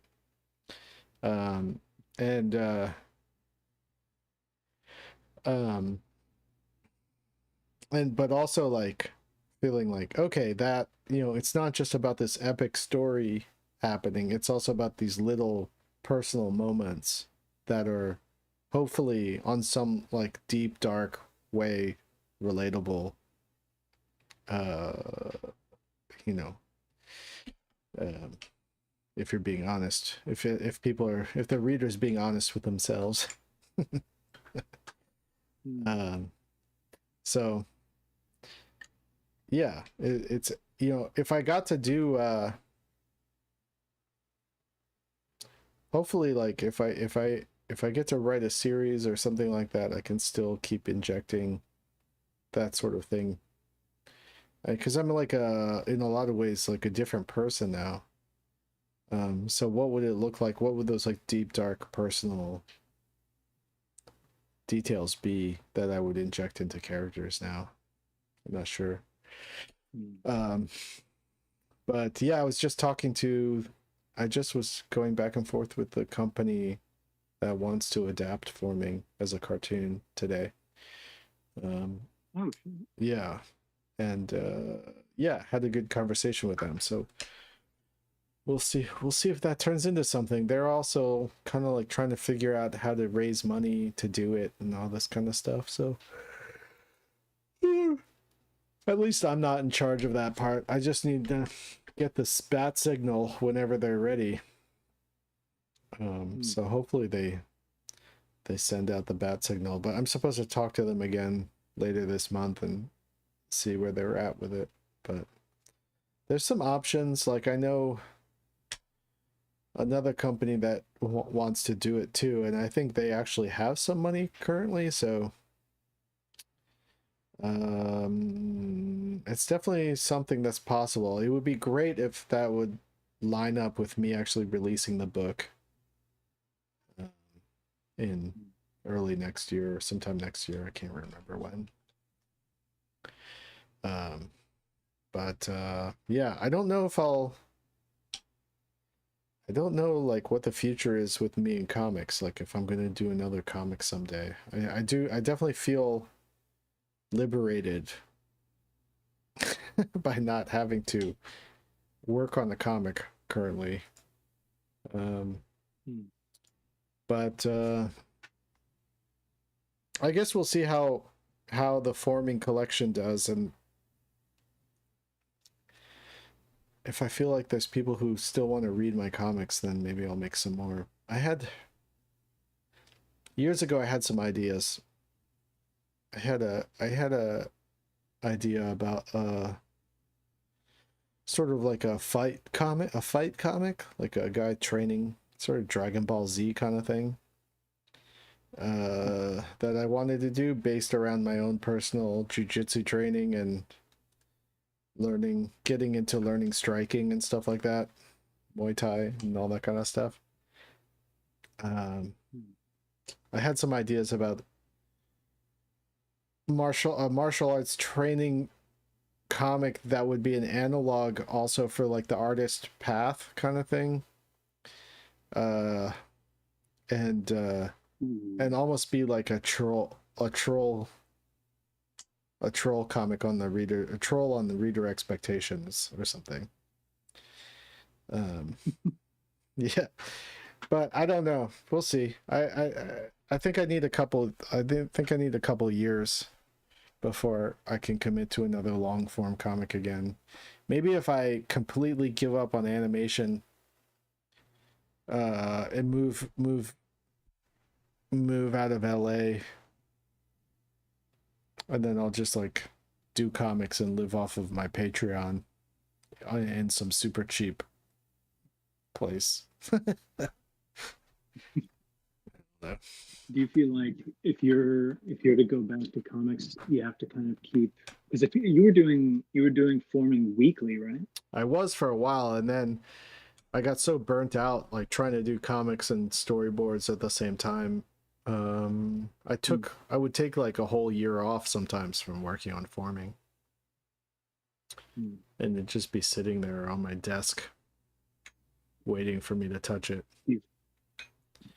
Do you feel like there's like an association of working on comics with a certain degree of that, like upkeep of like having to produce a page a week or a page every 2 weeks, that kind of deters you from it? Or is it also just that you're busy with other stuff and kind of not being able to commit? I think I definitely started associating forming with this feeling of guilt of not producing it fast enough.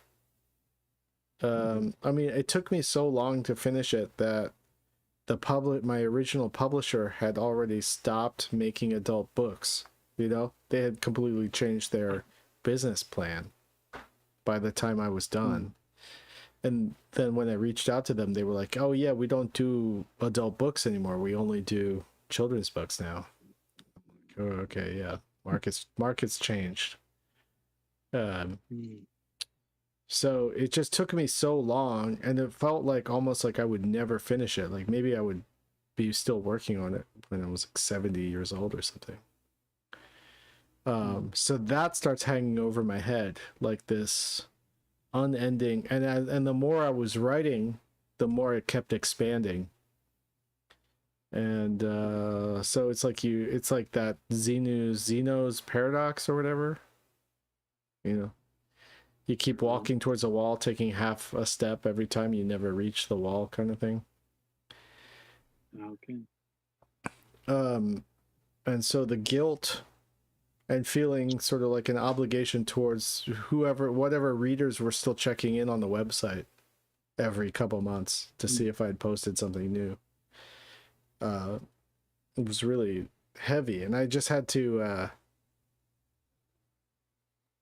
I don't know, at some point I just gathered up enough. Oh, you know what it was? I think it was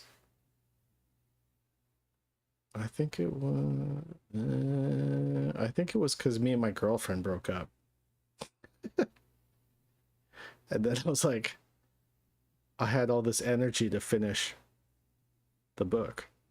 Like I I transferred. feel like I remember there was a time. Yeah, I transferred that sadness into energy to finish the book.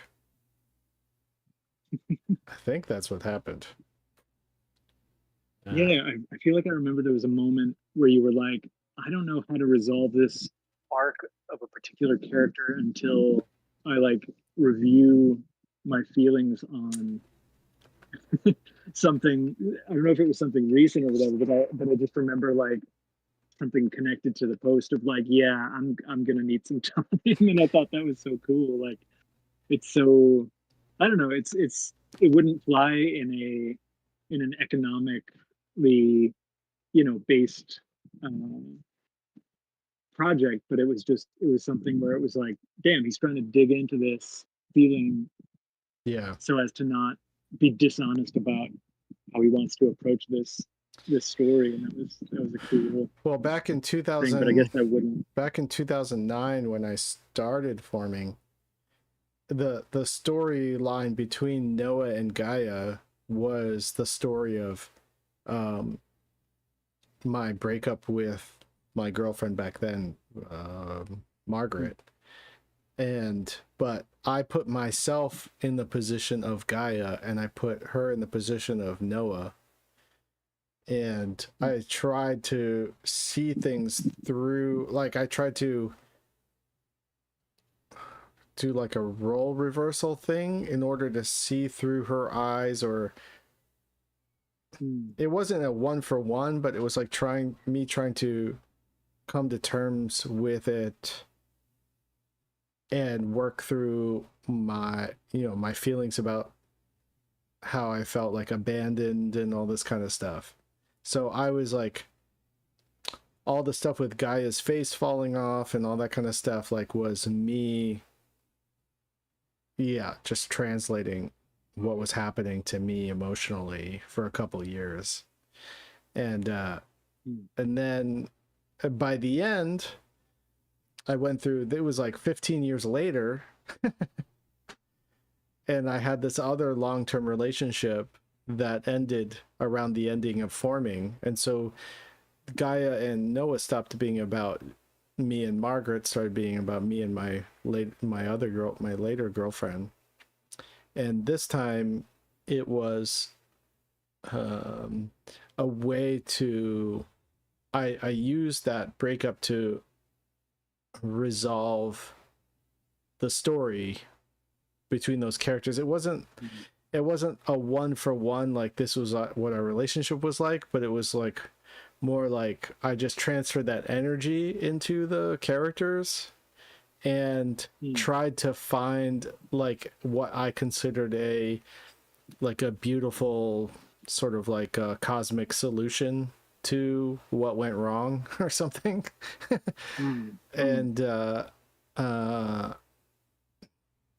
and so there's actually like, it's almost like I say there's a message to her in the book that I was never able to say in real life, in the somewhere in there, but or like a statement about the end of our relationship, basically.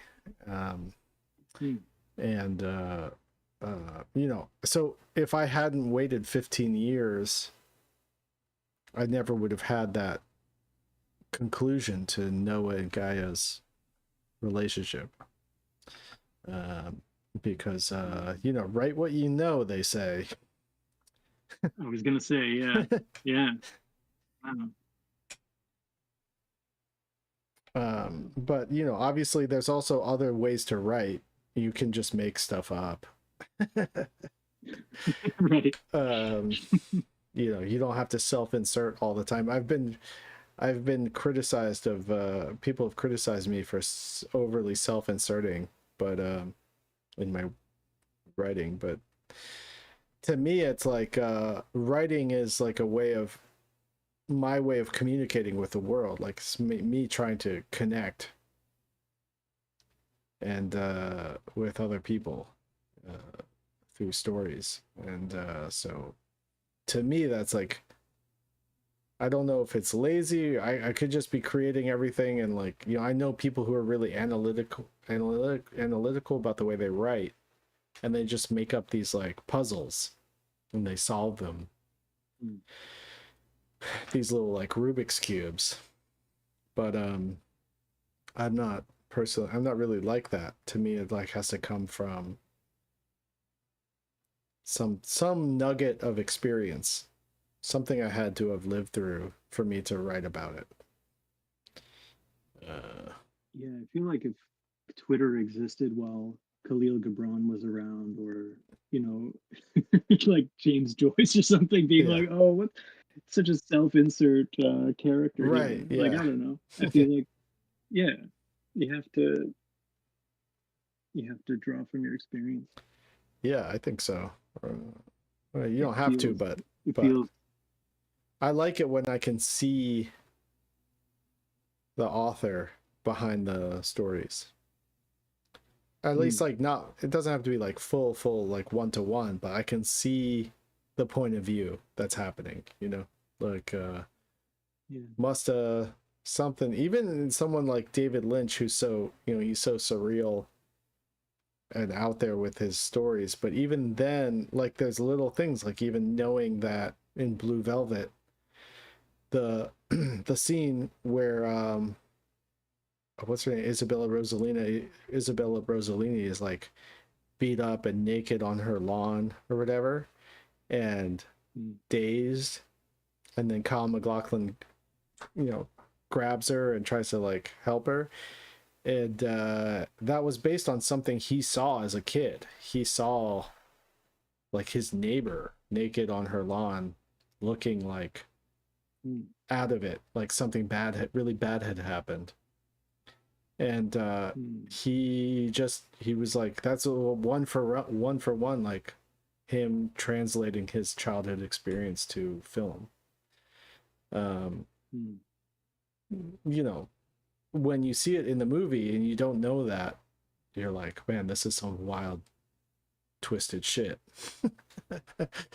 And but then you know that about him, and then all of a sudden it creates this like resonant sort of relationship between you and the you're relating to him translating childhood, something that deeply disturbed him as a kid. So I think that adds another layer to it, to knowing those sorts of things, or knowing that an author draws from personal experience a lot of times or something, you know. Sometimes it's more obvious than others, but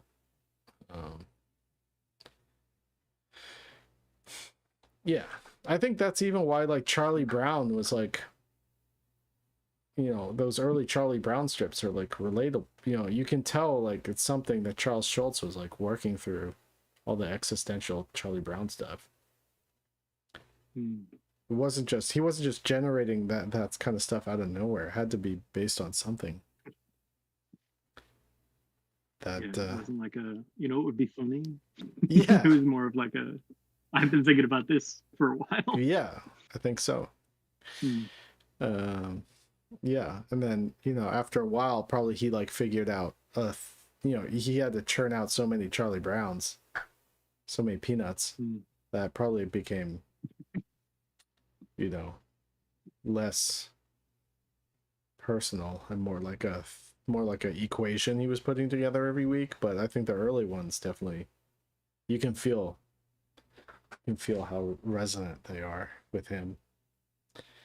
And I think that's why that strip took off.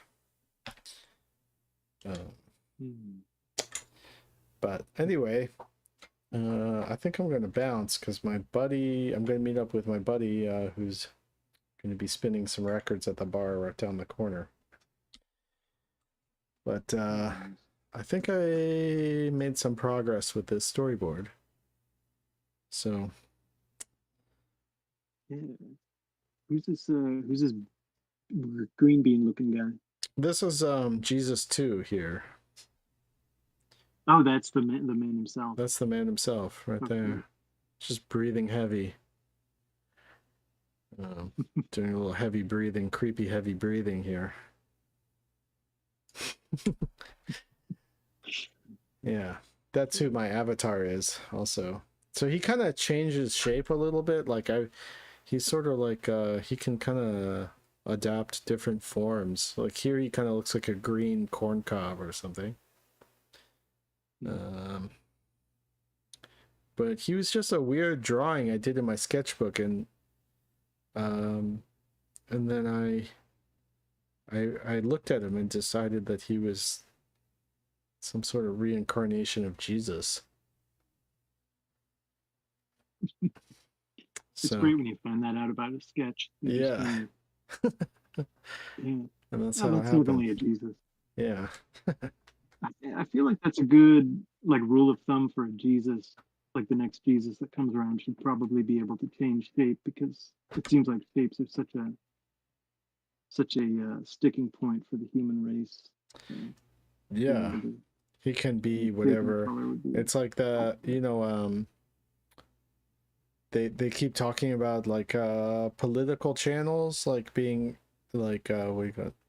Changing to whatever your political point of view is. So news networks like being algorithmically adapted to your politics, so that you eventually only ever hear what you want to hear. People keep talking about that as like the future of news. The news. It's pretty horrifying.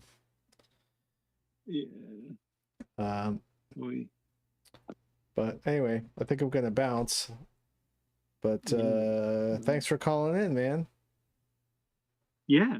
Happy to hear Jesus 2's coming down the pipeline. We need him now more than ever. Yeah, I know. We need yeah, he'll come and save us. All right. Well, have a good night, man. All right. Yeah. Take it easy. Thanks again. All right. Yep. Later. Okay. I'm going to stop the stream. But y'all have a good night. And thanks for watching me draw. And if you ever have any questions or want some advice, feel free to call in. Or just want to chit chat. Take it easy. Thanks, Inpar. Bye, Matchapata PNG. Bye. All right, yeah. Feel free to chat whenever. All right. Bye.